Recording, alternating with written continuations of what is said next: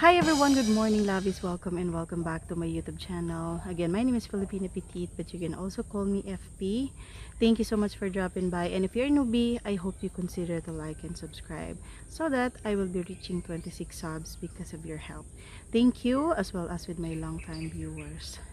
Now here I am in my backyard, and since this is only my available time, later this afternoon I'm going to the city, so I want to share with you my journey working overseas. Since a lot of you been asking me why you remain poor, why you didn't save, okay, when you worked in different country for 10 years. And here it is, guys. This video is for you, and I hope you'll watch this until the end, because in this vlog I'm going to share with you all my experiences, how did I started, how I got the job, and what happened to Filipino people who's working overseas and how much we are earning. All right, so way back 2010, I had a friend when I was working in Pasay City asked me if I could create a resume for her. So I said I had this little knowledge about computer, and I said, why not? No worries, I'm going to help you. So I did a resume, and she asked me if I could accompany her going to the agency who was the one like processing all the papers if you want to work in Middle East. And at that time she was applying for a cashier position going to Doha, Qatar, in Middle East. So here we go. I was wearing jeans, flip-flops, and t-shirt because my intention is just to be with my friend. And later on, guys, she was so anxious, scared, and she doesn't want to continue applying for a job because when we arrived at the agency, there were like so many foreign people, and she's not used to it because she's also a province girl. So I said, you can do it, you can apply for a job and you will get it. Now she asked me that why not apply too. All right, and I said they will not let me in because I am only wearing flip-flops and I'm wearing t-shirt. So the owner of the agency said it's okay, you can get inside and you can apply for a job too, since I have my ready resume on my USB. So to make the story short, I got the job, but my friend did not. So imagine, guys, I was so lucky at that time, and after 3.5 months, I flew to Doha, Qatar with my friends, and we started working as a waitress. Alright, so I got hired, but we worked in College of North Atlantic, Doha, which like a Canadian school. So we worked there for few years, and after that, guys, I've decided to move to Dubai, okay? Because at that time my sister was in Dubai and I didn't know the truth about UAE, that it's too crowded and the salary is very low. By the way, lovies, if I could share with you the truth, we Filipinos who are working as waitress, cashier, only earn like 500 to $600 a month. And imagine, we are so helpful to our family that we need to send money. Let's say $200 is going to send to my parents because at that time, guys, they were sick. Okay? And then of course you need something for yourself, clothes, beauty products, food, and everything. So yeah, that's the only money that we were earning at that time, very little. So imagine if you have the 600 or let's say $800 a month, how you will save for yourself if you have the family supporting back home. Everyone is thinking that you are rich because you are working in Middle East, but they didn't know that your salary is so little. Okay, we have this free accommodation, free transport, and we had this free food, but it's not enough because we were just like a low type of worker. Now I'm very thankful, and I've decided one day that I want to move to UAE.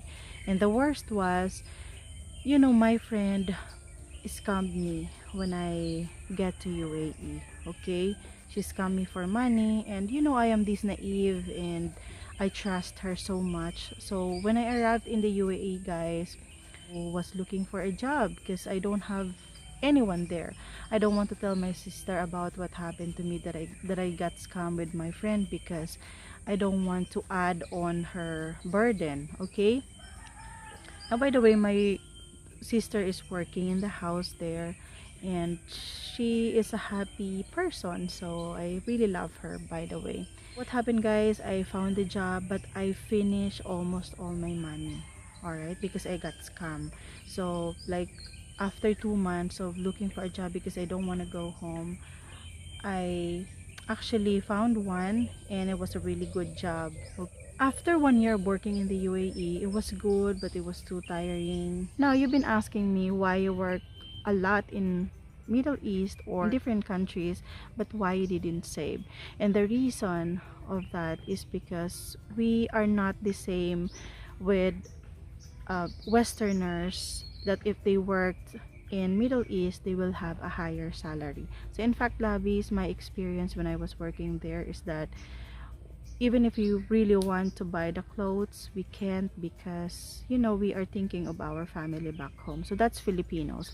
Now if you're getting married to a Filipina, you should talk to her about what if the family will ask for support. Does her family expect that you as a foreigner husband of that Filipina will support them back home? So you have to be very upfront with your Filipina girlfriend, who are you going to marry. Then I worked in Kuwait, okay.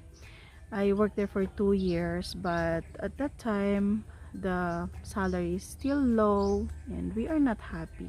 I am happy that I had a job, but at that time, as I've said, when you are earning few $100, you will want to look for something else. And you know, we are human. We are not contented of what we have. So I again moved back to Dubai because I was thinking that, okay, my friend, okay, one of my friend told me that she is going to help me look for a job there. By the way, if you are on a tourist visa there, then you can look for a job in Middle East because they will transfer your visa into working visa.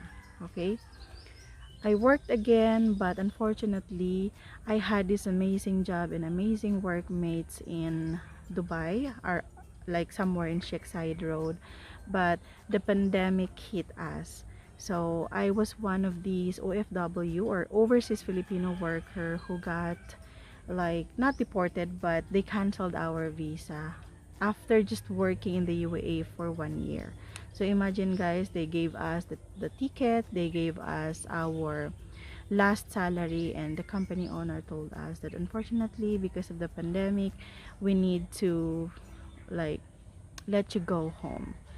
So I was one of these unlucky people who lost their job during the COVID-19 crisis, and that's the reason why I just go home.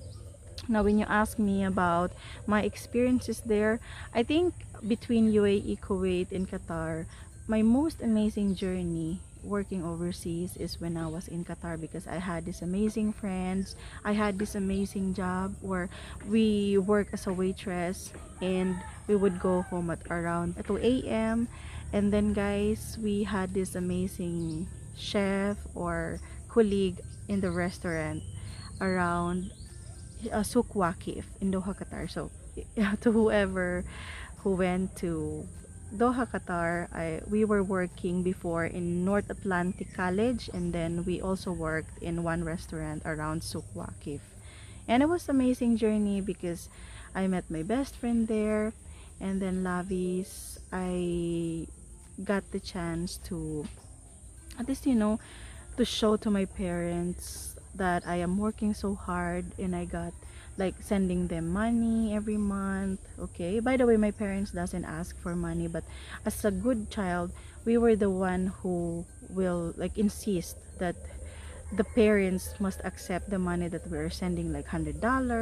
Okay, if they are sick, guys, we need to send $200.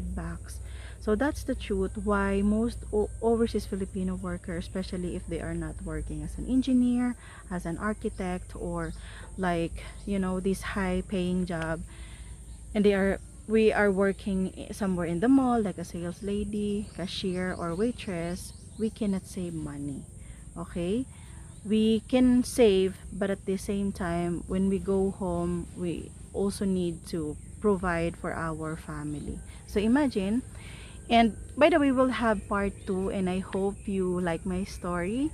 So the part 2 will be also exciting. That's why you have to watch it, lovies. Okay, thank you so much, and see you on my next vlog, because it's been a really long video now.